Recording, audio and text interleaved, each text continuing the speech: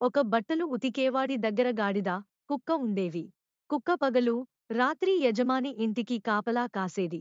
గాడిద బండెడు బట్టల మూటలు వీపుమీద మోసుకుని చెరువుకు తీసుకెళ్లేది. కొంతకాలం గడిచాక ఇంతవరకు ఒక్క దొంగ కూడా నా ఇంటికి రాలేదు. ఇన్ని రోజులు ఈ కుక్క తిండి కోసం అనవసరంగా చాలా ఖర్చు చేశాను అని యజమాని తన భార్యతో అన్నాడు. ఈ మాటలు విన్నది కుక్క. రాత్రంతా మెలుకుని ఎంత సేవ చేశాను. నేనుండటం వల్లే దొంగలు పడలేదన్న విషయం యజమాని విస్మరించాడు అనుకుని ఎంతో బాధపడింది. ఆ రోజు నుండి యజమాని భార్య కుక్కకు సరిగ్గా ఆహారం ఇవ్వడం మానేసింది. పాపం ఆ కుక్క పగలంతా ఆహారం కోసం ఊళ్ళో తిరిగి తిరిగి ఏమైనా దొరికితే ఇంత తిని ఓపిక ఉంటే యజమాని ఇంటికి వచ్చేది. లేదంటే ఊళ్ళో ఎక్కడో ఒకచోట ముడుచుకుని పడుకునేది. కొన్ని రోజులు గడిచాక ఒక అర్ధరాత్రి దొంగ ఒకడు యజమాని ఇంటిలోకి ప్రవేశించాడు. కుక్క దొంగను చూసింది కాని మొరగలేదు. నిశ్శబ్దంగా చూస్తూ కూర్చుంది. దొంగ ఇంటిలోకి వెళ్లడం గాడిద కూడా పసికట్టింది. ఒక దొంగ మన యజమాని ఇంట్లోకి వెళ్ళాడు తెలుసా? గుసగుసగా అంది గాడిద. అవును తెలుసు అంది కుక్క. మరి యజమానిని ఎందుకు హెచ్చరించడం లేదు?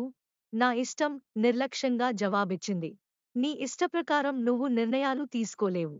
యజమాని ఇంటిని కాపాడటం నీ బాధ్యత అని చెప్పింది గాడిద.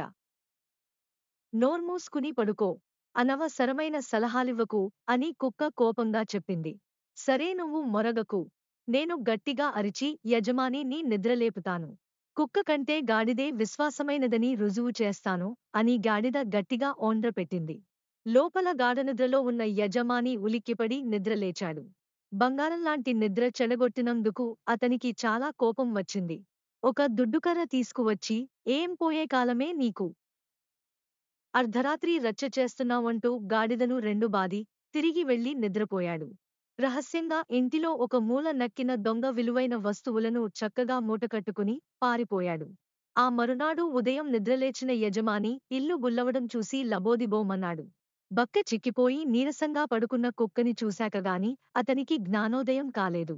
తన తప్పు తెలుసుకున్న యజమాని ఆ రోజు నుండి కుక్కకు ఆహారం పెట్టి మంచిగా చూసుకోసాగాడు.